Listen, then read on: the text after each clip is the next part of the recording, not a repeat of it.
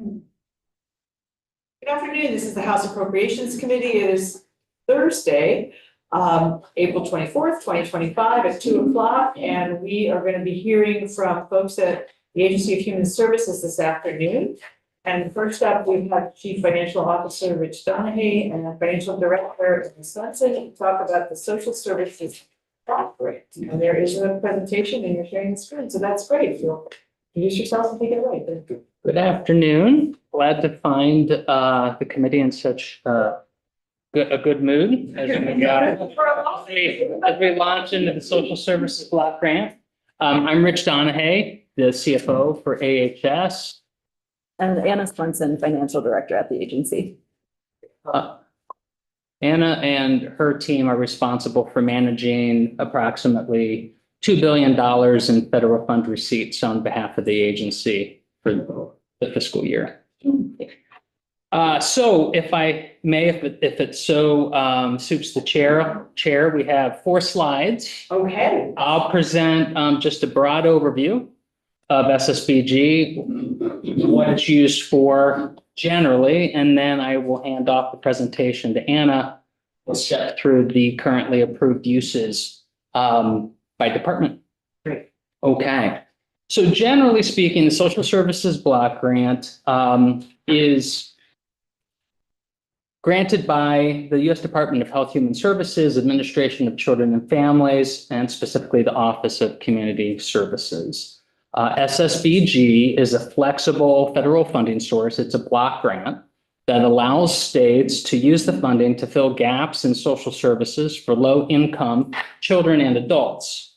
The broad goals of the block grant are to reduce dependency and to promote self-sufficiency, to protect children and adults from neglect, abuse, and exploitation, as well as helping individuals who are unable to take care of themselves to stay in their homes or to find the best institutional arrangements. We would prefer to probably refer to that as the most appropriate settings, but that is how the federal broad use overview is described. For federal fiscal year 25, which runs from October through September, the planned SSBG expenditures total $3.1 million. States are permitted to transfer up to 10% of their TANF block grant funds to be treated as SSBG funds. And in Vermont, that is $4.7 million for a total expenditure of $7.8 million for federal fiscal year 25. And from there, we'll go, I'm sorry. We're going to hear about TANF later, so Yes. that's good to know, at least. I think preceding our presentation. Okay, so at this point, I'll hand it off to Anna to discuss the planned expenditures by department, which is inclusive of the 10% TANF transfer. Right. So these next 2 slides show how that $7.8 million in SSBG funding is allocated in that federal fiscal year 25 by department and by service category. So the first one is DCF. So their total allocation is about $5.7 million. And that breaks down under 3 service categories. The first is counseling services, which is about $279,000. So this is mental health assessment and treatment services for children. Next is daycare services for children. You'll notice that this amount is each for the TANF transfer. So this funding supports child care assistance. The third category for DCF is foster care services for children. That's about $740,000. And this funding supports concrete supports for children and families involved in the child welfare and or juvenile justice systems. And a few examples of that, transportation to services or case plan meetings, also medical equipment not covered by Medicaid and respite care. So just a few options of what those funds cover. But that doesn't cover all the foster care program. That's just a part of the foster care. Correct. Yep.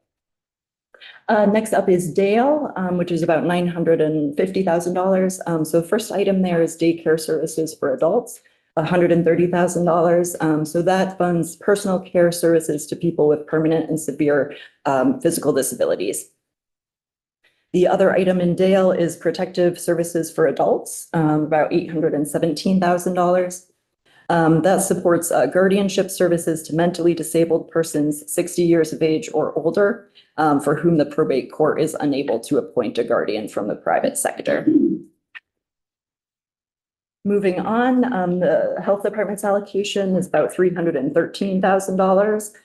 This funds comprehensive family planning services. These funds are granted to the Planned Parenthood of Northern New England. And there is a set eligibility requirement for folks who can receive, services under this funding. There's an income restriction, also need to not presently be enrolled in Medicaid or the Medicaid Family Planning Initiative.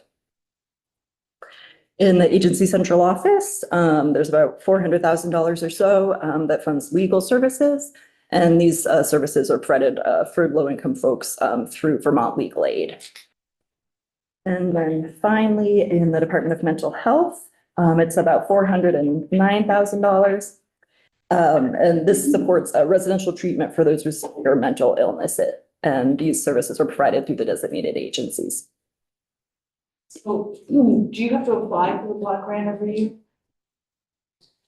year? We submit to the participating federal cognizant agencies annually our block grant plans for allowed expenditures. Anna and her team oversee that publicly held meeting annually. I believe the chairs of both appropriations committees and other members of, I want to say, Joint Fiscal Committee are advised of that public hearing that occurs in July.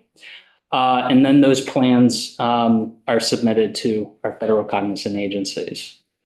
And so that's how you determine how much goes to each of these areas? And has it been pretty consistent, the percentages every year? Yeah. Do you go back and review and say, maybe we need more here and less there? Do you make those changes? Or? As part of the review process, I think it's endemic to the review process to allow departments to ask those questions in terms of how best to distribute what will assume to be level funded block grants. Beyond that, there is no other concrete determination of redistributing funds in terms of how they've been historically spent.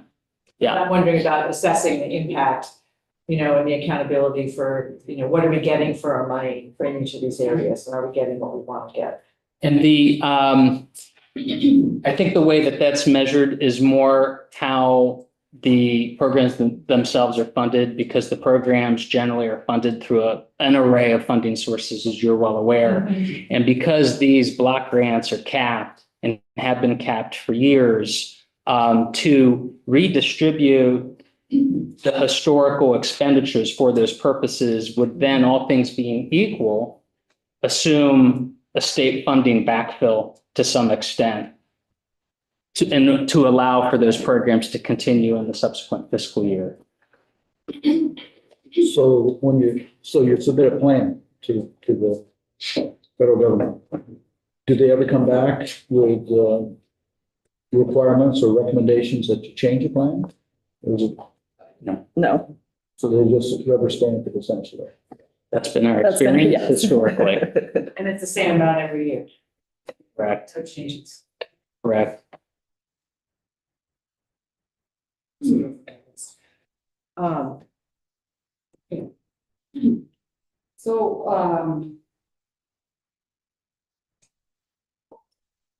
Maybe I'll ask this when you hear about TANF. But like $130,000 for daycare services for adults. Very small percentage. What percentage is that of the whole program? I mean, I guess I'm wondering, are you filling holes that, Medicaid and the general fund, won't be able to make up, or traditionally haven't been able to be made up? I mean, how are the decisions made to prioritize those things in particular? So the way I would answer that is because these are capped federal funding sources and the amounts haven't changed for years. in order to allow programs to continue as they have in the past without putting pressure on other funding sources, including state general fund, it is presumed that these block grant sources would continue to be used as they have historically. And we can get back to you with a specific answer on the percentage of funding that this represents for Dale's program. And so I follow up, so is this, you know, in some ways, I think of block grants as being the easiest thing for the federal government to get rid of, right? Because they're, unless they're, is it based on a formula or? The social services block grant funding in particular, I would need to get back to you in terms of what the historical baseline was established for Vermont's allocation of SSBG. And we can do that. One of the reasons that we've asked folks to come in is to better understand the impact of federal cuts too. And so we understand where the federal money is and what kind of a difference its absence would make. And I guess my question is, part of the reason I asked what percentage of this expense is covered through this block grant is just understanding how vulnerable any of these things might be in the wake of federal cuts. And do you have a sense of that? Have there been rumors about cutting this? No. Other than speculation at this point, no. Until we have a Federal Appropriations Act to react to, no. I don't have anything concrete. When do you get the funds for this? When do they actually come through? Each year? It's awarded quarterly, so we receive a quarterly award based on the planned, the approved, pre-expenditure plan. And so did you get your last quarter? When was the last quarter? Is it like March? We received the March quarter. We're currently awaiting receipt of the started 4/1. Okay. And is everything sort of running on time so far? Within the range. Yeah, within the range of usual. There's no match requirement or anything, we'll just give you a block grant and we can use it. Correct. For this purpose. How does this, I know we've been over probably, but how does this intersect with the money that's being raised by the income tax and the other sources of funding for daycare, for example? It's one, what I was about to say was I will ultimately defer to DCF to answer specific funding questions on the CCFAP subsidy. But this represents a slice of funding, inclusive of general fund, inclusive of the special fund that is funded by the payroll tax and other federal fund sources. So this is a slice of the pie. I think it's one of the questions we have on TANF, right? Is that one of the things that you were looking at? When we're going to hear from TANF. So there was a question that we also raised. Yeah. And I would point out, if I may, Yes. and Anna touched on this, that the TANF transfer in particular targets the daycare services portion of the block grant plan. So while there is a TANF transfer, it is used for the purpose of daycare services. Right. Yeah. Okay. Yes. Yes. And that's a choice that we make, and we're allowed to do that, and that's what we're doing, is up to 10% for that. Correct. And so I think we saw TANF can be used for some other things, and that's some of what we're going to be digging into with the folks who are doing that. So just understand that better because of the whole job here. Okay. Any other questions about the social services? Why has this been around for like forever or something? Is that kind of? Yeah, pretty much. Are legal services, can you describe legal services? Are those just generalized legal services, or is this for healthcare advocate or a? It's a portion of funding for Vermont Legal Aid for those services, as an example. And it's the Secretary's office that holds that contract with Vermont Legal Aid. Okay. Great, well, thank you very much for updating us. Oh, Jim, go ahead. While we have you here, what are you hearing on Medicaid? So, nothing actionable.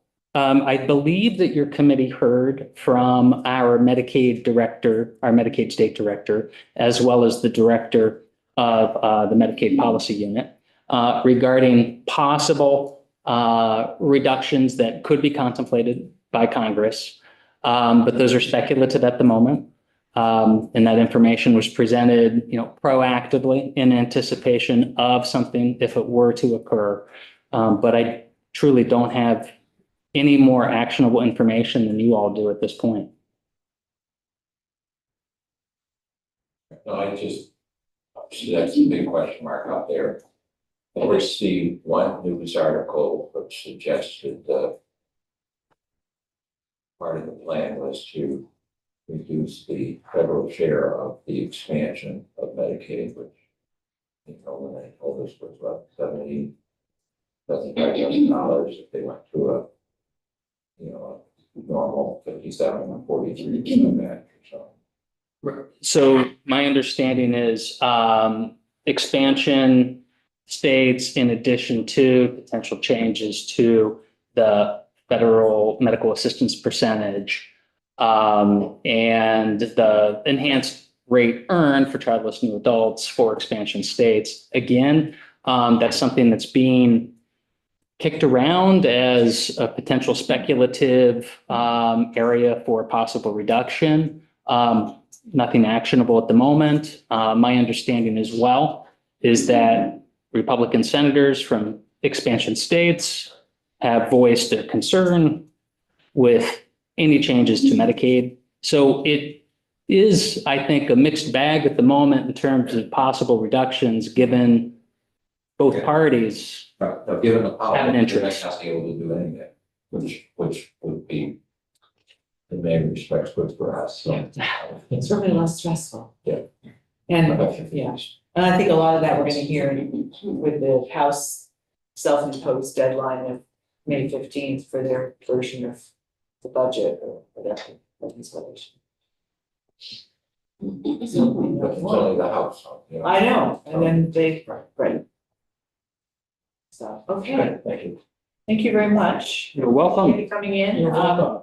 Aaron is checking to see if our next group can come earlier than 3 o'clock, so we'll go off live, but